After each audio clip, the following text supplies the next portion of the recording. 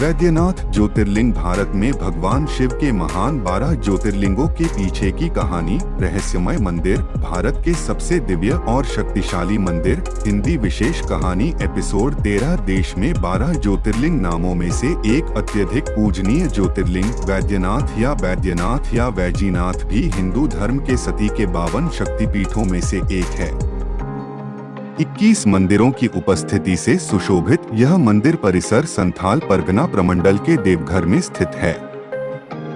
यहाँ विद्यमान पवित्र शिवलिंग बहुमूल्य रत्नों से सुसज्जित है। यह न केवल 12 ज्योतिर्लिंगों में से एक है, बल्कि एक प्रमुख शक्तिपीठ भी है, जहाँ देवी शक्ति के शरीर के अंग गिरे थे।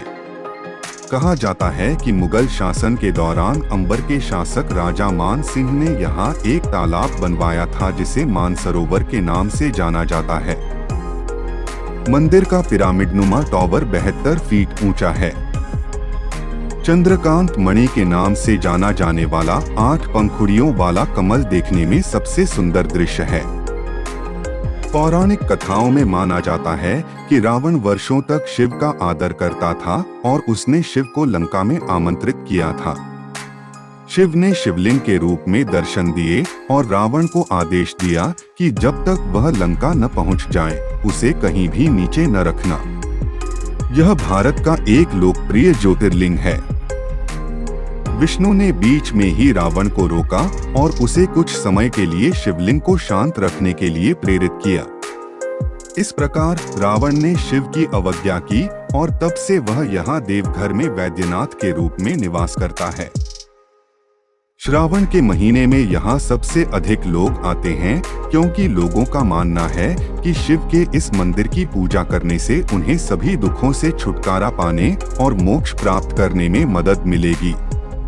यहाँ की एक लोकप्रिय किंवदंती कहती है कि यह वह स्थान है जहाँ रावण ने भगवान शिव की कृपा प्राप्त करने के लिए अपने 10 सिरों का बलिदान दिया था।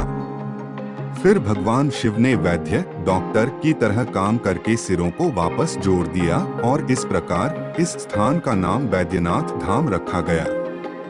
एक लोकप्रिय मान्यता है कि इस मंदिर में पूजा करने से भक्तों को स्वस्थ और समृद्ध जीवन मिलता है।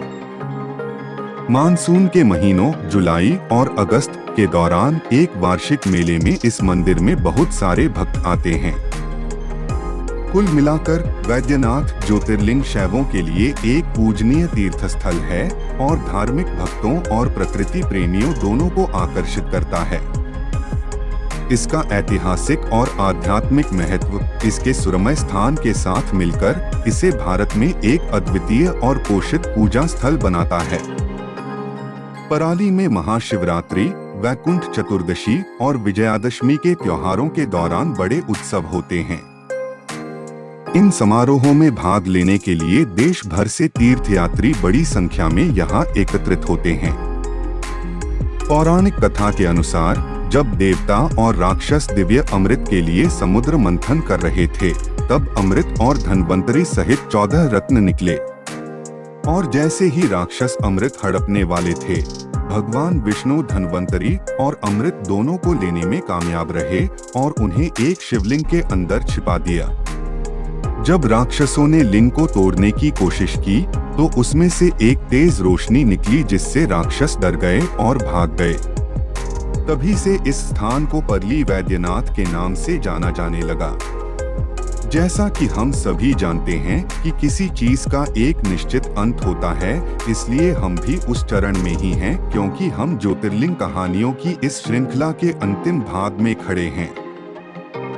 मुझे आशा है कि आप सभी को श्रृंखला पसंद आएगी, लेकिन जैसा कि हम सभी जानते हैं कि जीवन के चक्र की तरह यह भी सच है कि अंत किसी नई चीज की शुरुआत के बराबर है।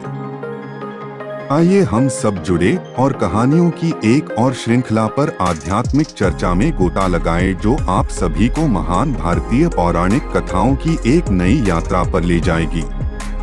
कृपया लाइक और सब्सक्राइब करें और इस तरह की और कहानियों के लिए बने रहें।